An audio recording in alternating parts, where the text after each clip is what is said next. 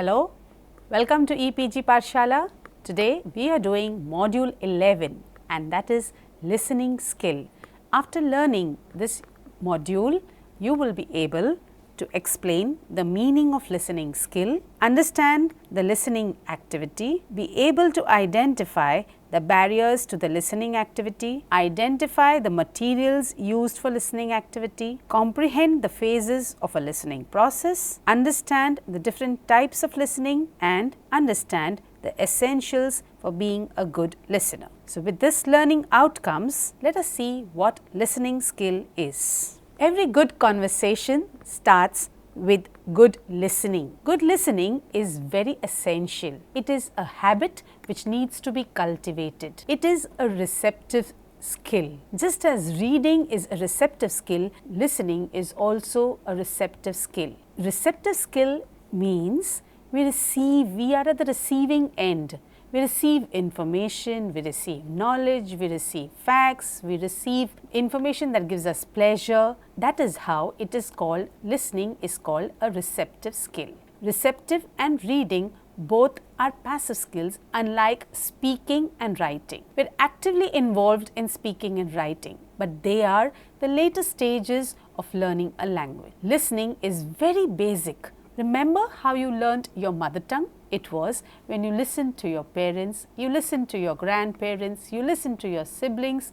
That is how you learnt listening. So, listening is very important. It is very different from hearing. There is a marked difference between listening and hearing. When you say hearing, you hear sounds, you hear what is happening around you, but when you listen, you are able to understand the meaning of what the person wants to tell you. So, that is how listening differs from hearing. Now, let us see what is the significance of listening. Every good communication starts with good listening. Good listening skill helps to improve our interaction and relationship with others. It leads to fewer mistakes in any task we are allotted, increases sharing of information, which in turn leads to more creative and innovative work. Therefore, we listen to obtain information, we listen to understand, we listen for enjoyment, and we listen to learn. There are certain barriers to the listening activity. Both listening and reading are receptive skills, but listening can be more difficult than reading because different speakers produce the same sounds in different ways. They may have different dialects and accents, they may use different stress, rhythm, intonation and pronunciation. Therefore, listening becomes all the more difficult. The speed of the input of spoken material cannot be controlled. Besides, spoken material is often heard only once. The listener cannot stop the speaker to work out the meaning. Background noise and recurrence of matter may also pose a problem in listening. Therefore, in listening, people must do things to process information they are receiving. They have to hear what is being said. They have to pay attention to catch as much information as possible so as to construct a meaningful message in their mind by relating what they hear to what they already know. While listening, the speaker's facial expressions, gestures and other body language provide visual clues which help to understand and predict what is heard. Most of the listening allows the listener to respond to the speaker whether the matter is understood or not. There are different kinds of listening material. In general, there are two different kinds of material you can listen to: authentic materials and course book materials. Authentic materials include anything that is unscripted, live lectures and seminars, the English you hear on the television and radio, and the English spoken outside the classroom, etc. An unscripted text is one that is not written down in advance, but rather transcribed afterwards. It is more natural but often harder to follow because people do not speak in an organized or structured way in real life. Course book materials include simulated lectures and seminar presentations and semi-scripted listening tasks from course books. Now, the listening activity. What is real listening? Real listening is an active process that has 3 basic steps. The first is hearing, understanding and judging. Hearing just means listening enough to catch what the speaker is saying. For example, say you were listening to a report on zebras and the speaker mentioned that no two are alike. If you can repeat the fact, then you have heard what has been said. The next part of listening happens when you take what you have heard and understood it in your own way. Let's go back to that report on zebras. When you hear that no two are alike, think about what that might mean. You might think maybe this means that the pattern of stripes is different for each zebra. You have understood the matter. After you are sure you understand what the speaker has said, think about whether it makes sense. Do you believe what you have heard? You might think, how could the stripes be different for every zebra? But then again, the fingerprints are different for every person. I think yes, it seems to be believable. So here, real listening has 3 basic steps. They are hearing, understanding and judging. There are also 3 phases of listening. The pre-listening phase is when the teachers need to recognize that all students bring different backgrounds to the listening experience. Beliefs, attitudes and biases of the listeners will affect the understanding of the message. In addition to being aware of these factors, teachers should show students how their backgrounds affect the messages they receive. Before listening, students need assistance to activate what they already know about the ideas they are going to hear. Simply being told the topic is not enough. Pre-listening activities are required to establish what is already known about the topic, to build necessary background and to set purposes for listening. Students need to understand that the act of listening requires not just hearing, but also thinking as well as a good deal of interest and information that both speaker and listener must have in common. The while listening phase. Students need to understand the implications of rate in the listening process. Nichols in 1948 found that people listen and think at 4 times the normal conversation rate. Students have to be encouraged to use the rate gap to actively process the message. In order to use that extra time wisely, there are several things students can be encouraged to do. They can run a mental commentary on it, they can doubt it, talk back to it, or extend it. They can rehearse it in order to remember it, that is, they repeat interesting points back to themselves. They can formulate questions to ask the speaker and jot down keywords or key phrases. They can wonder if what they are listening to is true or what motives the speaker has in saying it, or whether the speaker is revealing personal feelings rather than objective assessments. This kind of mental activity is what effective listeners do during listening.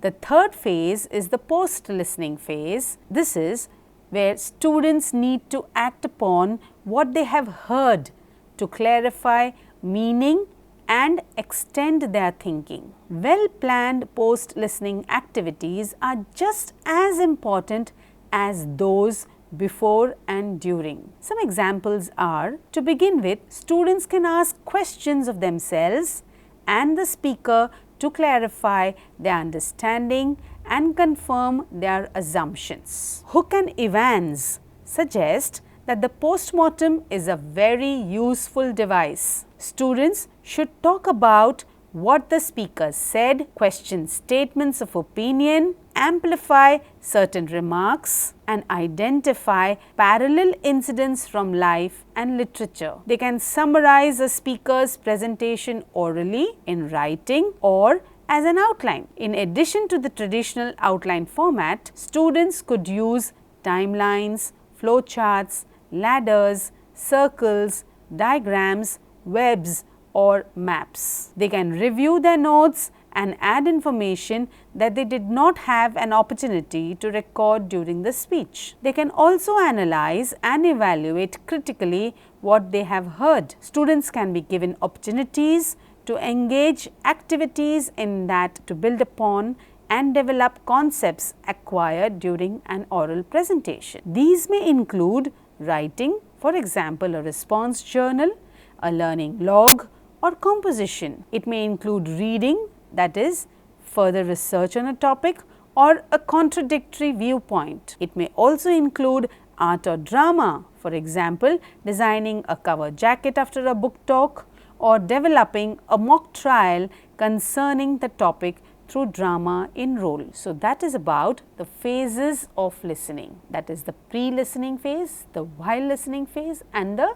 post-listening phase. Now, we move on to types of listening. The first type of listening is discriminative listening. This develops right from childhood as we grow into an adult, gaining more life experiences. Gradually, our ability to distinguish between different sounds improves. We are able to recognize different voices and at the same time, we develop the ability to identify understated differences in the way sounds are made and what they mean. Differences include many intricacies, recognizing foreign languages, distinguishing between regional accents and clues to the emotions and feelings of the speaker. Most of us are very good at discriminative learning, discriminative listening. We listen what we actually want to listen. We leave away what we do not want to listen. And thus, discriminative listening is practiced by all of us. The second type of listening is comprehensive listening. This involves understanding the message that is being communicated. For this, the listener first needs appropriate vocabulary and language skills. Overly complicated language or technical jargon can be a barrier to comprehensive listening. Two different people listening to the same thing may understand the message in two different ways depending on their comprehension skills. Comprehensive listening also depends upon a person's own perspective. What perspective are you listening to the person in front of you? It also means you are going to interpret that person's spoken words into how you want to perceive them. This is all about comprehensive listening. Informational listening. Whenever you listen to learn something, you are engaged in informational listening. This is done in day-to-day situations, in education and at work. Informational listening takes place at the railway stations or when you are following certain orders or when you are sitting in a classroom or you are asking, perhaps you are asking a route to somebody on the road or while you are traveling somewhere and somebody is giving you some basic information. Here you are gathering information. Therefore, it is called informational listening. The next type of listening is critical listening. When we have to evaluate or scrutinize what is being said and make judgments, we are involved in critical listening. It involves some sort of problem solving or decision making. One has to analyze the information being received with what we already know or believe. Critical listening is usually practiced by judges at an competition. Suppose there is an elocution competition or there is a debate or there is an extempore. What happens is the judges are listening very critically. Here it is critical listening because they have to give their judgment, whether it is right or wrong, whether it is good or bad, whether it is enough or not enough, or it is appropriate or inappropriate, maybe a person who is presenting a research paper. There also the judges or the person in charge or the chairperson has to give a report of what has been said. So here whatever is being said is listened to very critically. and therefore this is called critical listening. The next type of listening is empathetic listening. Empathic listening involves attempting to understand the feelings and emotions of the speaker. To put yourself into the speaker's shoes and share their thoughts is called empathic listening. This type of listening does not involve making judgments or offering advice, but gently encouraging the speaker to explain and elaborate on their feelings and emotions. Guidance workers and counselors, especially psychiatrists or psychologists who are involved in the profession, are supposed to be empathic listeners because they listen to their patients very empathetically. Appreciative listening is listening for enjoyment. It is a good example in listening to music, especially which is a way to relax. When you listen to music, when you listen to songs, you are at a concert, you appreciate what is being said, and therefore this is called appreciative listening. Rapport listening. When trying to build rapport with others, we can engage in a type of listening that encourages the other person to trust and like us. A salesman, for example, may make an effort to listen carefully to what you are saying as a way to promote trust and potentially make a sale. This type of listening is common in situations of negotiation too. Therefore, it is called rapport listening. The next type is selective listening. This is a negative type of listening. It implies that the listener is somehow biased to what they are hearing. Bias can be based on preconceived ideas or emotionally difficult communications. Selective listening is a sign of failing communication. You cannot hope to understand if you have filtered out some of the messages that you don't want to listen and may reinforce or strengthen your bias for future communications. Now, I present some sample listening activities. The first listening activities is a word clap. Together on the floor, read them a story that repeats a particular word many times. Instruct the children to clap every time they hear that word. You can make the game more competitive by paying attention to which children are clapping only after hearing their classmates clap. These kids can be out and the game can continue until establishing a winner. The next listening activity is the circle message. You sit in a circle on the floor or outside, whisper a short action phrase into the ear of a child. For example, touch your nose and jump up and down. Instruct the children to whisper the message from one person to the next until reaching the end. The last student to receive the message must perform the action. This is a great game to play for children to practice attentive listening skills. Drawing a picture is another task. This game works well for people of all ages. Choose more difficult pictures for older individuals. Explain to the children that they are to draw a picture according to your verbal instructions. For example, to draw a picture of a cat, you can begin by telling the students to draw a figure 8 with 2 triangles at the top. Continue to give verbal instructions on how to draw the cat and award the child whose drawing closely resembles yours.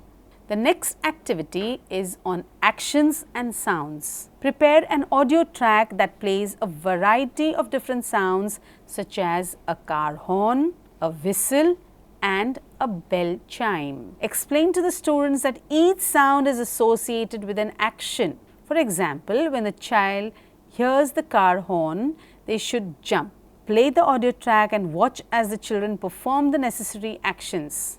If a child stops paying attention or incorrectly performs an action, she is out and sits down. Continue playing until a winner is determined. Another activity is the listening quiz. Choose an interesting story, speech or newspaper article. Read the piece in front of the class. The class is not permitted to take notes. At the end of the piece, questions based on what they have heard. After everyone is finished, students take turns reading their answers aloud and correcting their quizzes. Whoever answers the most correctly wins. Now, there are certain tips for being a good listener. The first one is give your full attention on the person who is speaking. Don't look out of the window or anywhere else that is going on in the room. Make sure your mind is focused too. It can be easy to let your mind wander if you think you know what the person is going to say next. But you might be wrong. If you feel your mind is wandering, change the position of your body and try to concentrate on the speaker's words. Let the speaker finish before you begin to talk. Speakers appreciate having the chance to say everything they would like to say without being interrupted.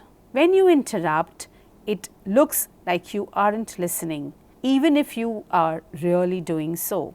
Let yourself finish listening before you begin to speak. You can't really listen if you are busy thinking about what you want to say next. Listen for main ideas. The main ideas are the most important points the speaker wants to get across. They may be mentioned at the start or end of a talk and repeated a number of times. Pay special attention to statements that begin with phrases such as, my point is dash dash dash, or the thing to remember is. Ask questions. If you are not sure you understand what the speaker has said, just ask. It is a good idea to repeat in your own words what the speaker said so that you can be sure your understanding is correct.